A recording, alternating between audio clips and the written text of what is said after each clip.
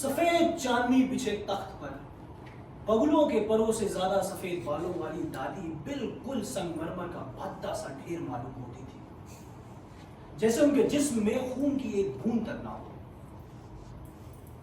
उनकी हल्की सुरमई आंखों की पुतलियों पे भी अब सफेद रंग छा गया था, और जब वो अपनी बेनूर आंखें खोलती तो ऐसा मालूम होता जैसे सब रोशन बंद है, खिड़कियां दबिस पर्दों के पीछे सहमी छिपी बैठी हैं, जिन्हें देखकर आंखें चौंधियाने लगती, जैसे इर्द गिर्द पिसी हुई चांदनी का गुबार मोहल्ला सफेद चिंगारियों से फूट रही थी।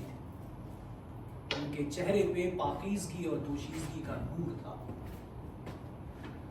80 बरस की इस कुंवारी को कभी किसी मर्द ने हाथ नहीं लगाया था। हालांकि जब वो 13-14 बरस की थी तो बिल्कुल फूलों का गुच्छा लगती थी। कमर के नीचे झूलते लंबे सुनहरे बाल, आह, और मैदा शहाब रंगत। शबाब जमाने की गर्दिश ने अब चूस लिया था, बस मैदा रह गया था। मगर उनके हुस्न का कुछ ऐसा शोहरा था कि अम्मा बाबा की नींद हराम हो गई थी। डरते थे, अल्लाह कहीं कोई जिन्नात ना उड़ा ले जाए, क्योंकि वो इस धरती की मखलूक नहीं लगती थी। फिर उनकी मंगनी हमारे अम्मा के मामू से हो गई। दुल्हन जितनी गोरी, दूल्हे मियां उतने ही स्याह भट्ट, यानी काले। रंगत को छोड़कर हुस्नो मर्दानगी का नमूना थे। क्या डसी हुई फटारा आंखें, तलवार की धार जैसी तेज खड़ी नाक और मोतियों को मात कर देने वाले दांत। सच है, मगर वो अपनी रंगत की स्याही से बेतरह चिढ़ते थे। जब मंगनी हुई तब सबने खूब छेड़ा, अल्लाह दूल्हा हाथ लगाएगा तो दुल्हन मैली हो जाएगी। हाँ बहन, चांद को तो जानो ग्रहण लग जाएगा। दूल्हे मियां उस वक्त 17 बरस के, खुद सर बिगड़े दिल पिछड़े थे, और उन पर दुल्हन के हुस्न की कुछ ऐसी हैबत तारी हुई कि रात ही रात जोधपुर अपने नाना के यहाँ भाग गए और बड़ी दबी जबान में अपने हमूम से कहा, अरे मियां सुन तो लो हमारी बात, मैं शादी नहीं करूंगा, शादी नहीं करूंगा। ये वो जमाना था जब चू चरा करने वालों को जूते से दुरुस्त कर दिया जाता था। हाँ, एक बार मंगनी हो जाती थी तो हो जाती थी, तोड़ने की मजाल ना थी भाई, नाक कट जाने का खदशा होता था। और फिर दुल्हन में ऐब ही क्या था, यही कि वो बेइंतहा हसीन थी। भाई दुनिया हुस्न की दीवानी है, और जनाब आप हुस्न से नाला, बदमजाकी की हद, अल्लाह माफ करे। वाह, सूरत तो देखिए जनाब, चिंगारी सा फेंक रहे हैं आप तो। बहुत समझाया, देख लो मियां, वो तुम्हारे निकाह में आने के बाद तुम्हारी मिल्कियत होगी, तुम्हारे हुक्म से दिन को रात और रात को दिन कहेगी, जहां बैठाओगे बैठेगी, उठाओगे उठ जाएगी। कुछ जूते भी पड़े, और आखिरकार काले मियां को पकड़कर बुलाया गया और शादी कर दी गई। डोमनियों ने कोई एक गीत गा दिया, कुछ गोरी दुल्हन और काले दूल्हे का।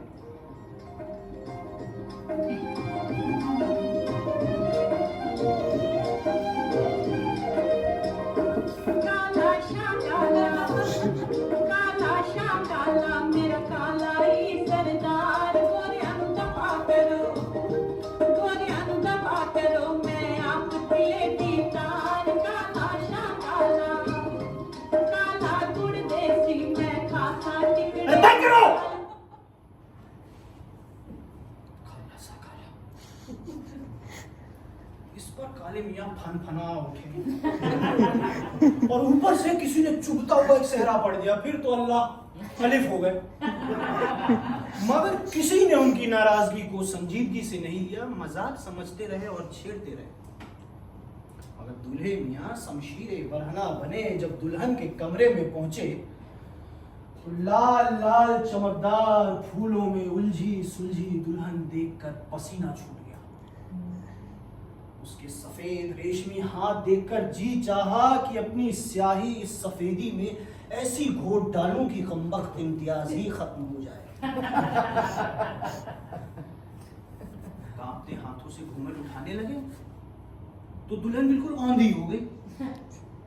अच्छा तुम आप ही घूंघट उठा दो। दुल्हन और नीचे झुक गई। बानू, ए बानू, घूंघट उठाओ, टपट कर बोले। दुल्हन और नीचे झुक गई। हम कहते हैं घूंघट उठाओ। दुल्हन बिल्कुल गेंद हो गई। अच्छा जी, इतना गुरूर, इतना गुरूर। काले मियां ने जूते उतारे, बगल में दबाए और पाइनबाग वाली खिड़की से कूद के सीधा स्टेशन पे झुक।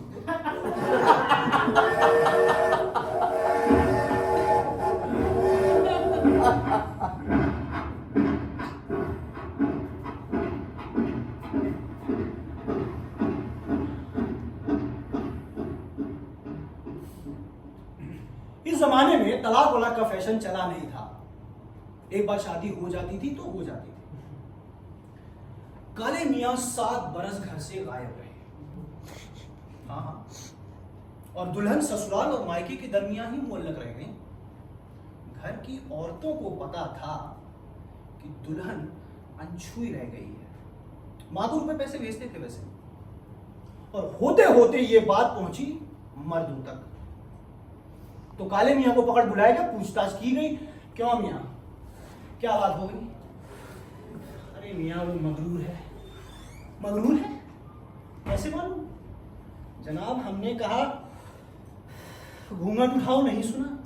लाहौल बिला कुव्वत। मियां तुम दुल्हन से घूंघट उठाने को कहते हो? अरे चूतिया हो गए हो क्या? अरे तुमने खुद उठाया हो तो दुल्हन कहाँ घूंघट उठाती है भला? हरगिज़ नहीं। हमने कसम खाई है कि वो आप ही घूंघट उठाए तो ठीक, वरना ससुरी चूल्हे में जाए। मियां दुल्हन से कहते हो वो घूंघट उठाए, फिर कहोगे कि वो आगे पेश करनी भी करे। अल्लाह माफ करे। हमें मिल नहीं रही है जनाब, छू नहीं रहे।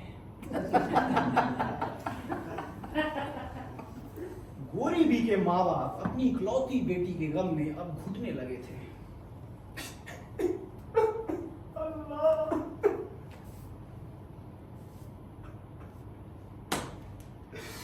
क्या अब तो हमारी बच्ची में कि दूल्हे ने हाथ ही ना लगाया। ऐसा अंधेर तो ना देखा और ना सुना। और यहाँ काले मियां अपनी मर्दानगी के सबूत में रंडीबाजी, लौंडियाबाजी, कबूतरबाजी, मुर्गेबाजी, गरज कोई बाजी ना छोड़ी। और गोरी भी यहाँ घूंघट में सुलगती रही। नानी अम्मा की जब हालत खराब हुई तो 7 बरस बाद काले मियां घर लौटे, और इस मौके को गनीमत समझ के सबने सोचा कि दोबारा गोरीबी से इनका मिलाप कराया जाए। गोरीबी फिर से दुल्हन बनाई गई। मगर हाँ, यहाँ काले मियां कह चुके थे कि सुनो, अपनी अम्मी की कसम खा चुके हैं, हम घूंघट नहीं उठाएंगे। तो सबने गोरीबी को समझाया, देखो बानू, सारी उम्र का भुगतान है। तुम शर्मो हया को रखो ताक पे और जी खड़ा करके ना आप ही घूंघट उठा देना। इसमें कोई बेशर्मी नहीं है। अरे वो तुम्हारा शौहर है, खुदाए मजाजी है, उसकी फरमाबदारी तो तुम्हारा फर्ज है। तुम्हारा निजात तो उसका हुक्म मानने में ही है। गोरी भी फिर से दुल्हन बनाई गई। सेज सजा, पुलाव जर्दा पका और दूल्हे मियां को दुल्हन के कमरे में ढकेला गया।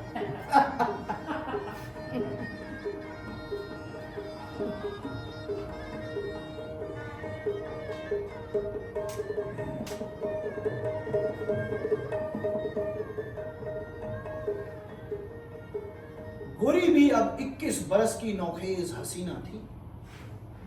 अंग अंग से जवानी फूट रही थी, सांसें भरी थी, आंखें बोझल थी। उन्होंने 7 बरस इसी घड़ी के तो ख्वाब देखकर गुजारे थे। कमसिन लड़कियों ने तो 20 राज बता के दिल को धड़कना सिखा दिया था। इधर दुल्हन के हिना आलूदा हाथ पैर देखकर काले मियां के सर पे अब जिन मंडराने लगा। उनके सामने उनकी दुल्हन रखी थी, 14 बरस की कच्ची कली नहीं, एक मुकम्मल गुलदस्ता। आज जरूर दिन और रात को मिला के समरंगी शाम का समा बनेगा। उनका तजर्बेकार जिस्म अब शिकारी चीते की तरह मुंहजोर हो रहा था। उन्होंने अब तक दुल्हन की सूरत नहीं देखी थी। बदकारियों में भी इस रस भरी दुल्हन का तस्वुर दिल पर आरे चला रहा था।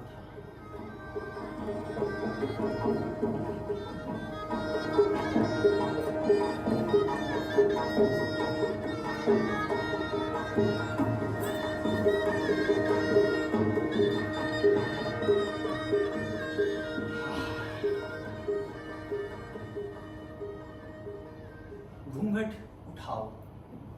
काले मियां ने लजाती हुई आवाज में हुक्म दिया।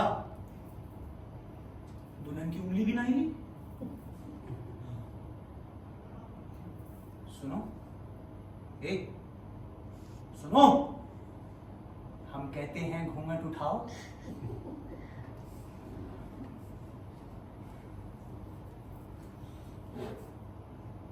देखो, अगर तुम मेरा हुक्म नहीं मानोगी तो मैं मुंह नहीं दिखाऊंगा। दुल्हन टस से मस्त हो गई।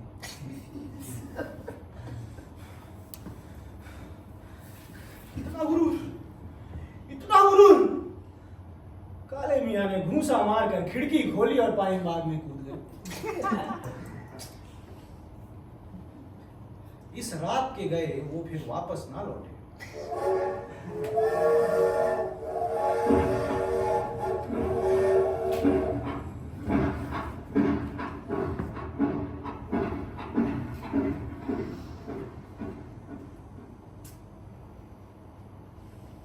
गोरी भी 30 साल तक उनका इंतजार करती रह गई। सब मरघब गए। एक बूढ़ी खाला के साथ फतेहपुर सीकरी में रहती थी कि एक दिन अचानक सुनावनी आई कि अरे अरे दूल्हा मियां आए हैं। दूल्हे मियां मोरियों में लोट पिट कर अमराज का बुलंदा बने आखिरी दम अपने वतन लौटे और दम तूरने से पहले उन्होंने इल्तिजा की कि गोरी भी से कहो एक बार आ जाए कि दम निकल जाए। यहाँ गोरी भी खंबे से माथा टिकाए खड़ी रही। फिर उन्होंने संदूक खोलकर अपना तार तार सुहाना जोड़ा निकाला। आधे पके सर पे सुहाग का तेल डाला और घूंघट संभालती लबे दम मरीज के सिरहाने पहुंचे। घूंघट उठाओ। काले मियां ने एक सिसकी सी भरी। गोरी भी के लरजाते हुए हाथ घूंघट तक उठे और फिर नीचे गिर गए।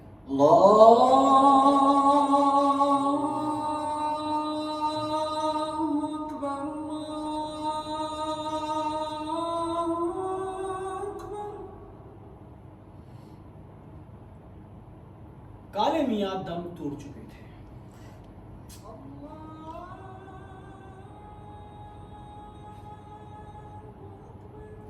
उन्होंने वहीं उकड़ू बैठकर पलंग के पाए पे अपनी चूड़ियां तोड़ी और घूंघट की बजाय रंडापे का सफेद दुपट्टा सर पे खींच लिया। अशहदु अल्ला